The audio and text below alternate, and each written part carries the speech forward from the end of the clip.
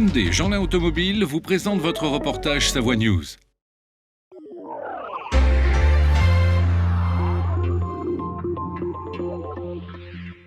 Tout festival mérite une inauguration.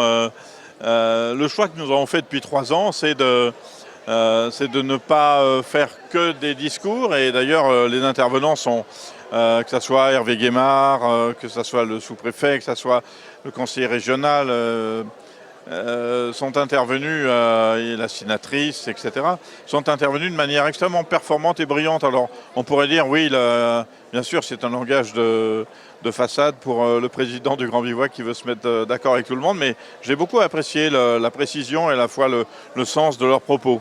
La suite du programme, donc c'est 2 jours de fête et de folie au service de la découverte du monde. Ces 2 premières journées, jeudi et vendredi, sont d'une certaine manière un galop d'essai. Et c'est vrai que les 2 journées les plus importantes, c'est ce samedi et ce dimanche. Elles sont marquées évidemment par toute une série de rencontres, de projections. Nous avons une sélection internationale de films collectés aux 4 coins du monde. Nous avons une rencontre avec Axel Kahn samedi. Enfin, je ne vais pas vous faire tout le programme. En revanche, il y a une autre partie cette année qui est beaucoup plus évidente. C'est aussi le passeport Grand Bivouac. Et c'est vrai que pour ceux ou celles qui, à la fois, n'auraient pas réservé à temps leur place aux séances, ou n'ont pas envie, après tout, de rester dans une salle obscure, regarder un film, aussi beau soit-il, eh bien, ce passeport va permettre, pour une somme modique, d'accéder à une 60aine d'animations. Et je dirais pour toute la famille, des expositions, des ateliers, le bivouac des mômes, etc. C'est un film d'une expédition que j'ai réalisée en 2016.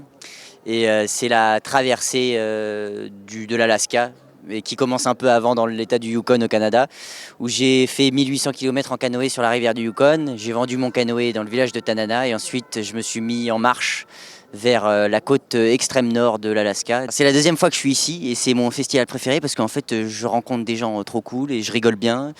Et ouais, il y a une ambiance qui est différente de tous les autres festivals, quoi. C'est enrichissant, je dirais. Il y a des films différents que j'ai pas l'impression que j'aurais pu voir ailleurs, donc c'est pour ça que je suis content d'être là. Le diaporama sonore Un aller pour la Terre, ça raconte mon installation dans un collectif d'écolos décroissants dans le Béarn, près des Pyrénées. Voilà, donc je vis dans une maison avec 10 autres personnes et on a un projet d'autonomie énergétique et alimentaire. Et donc voilà, moi j'ai grandi en ville, je me suis installé à la campagne et ce diaporama ça parle de ça en fait, comment est-ce qu'on passe d'un monde à l'autre. Et en toile de fond il y a l'effondrement sociétal, le fait que le mode de vie qu'on a actuellement, en fait il n'est pas viable à long terme et que voilà, on essaye nous d'inventer des solutions qui seront possibles à l'avenir en fait.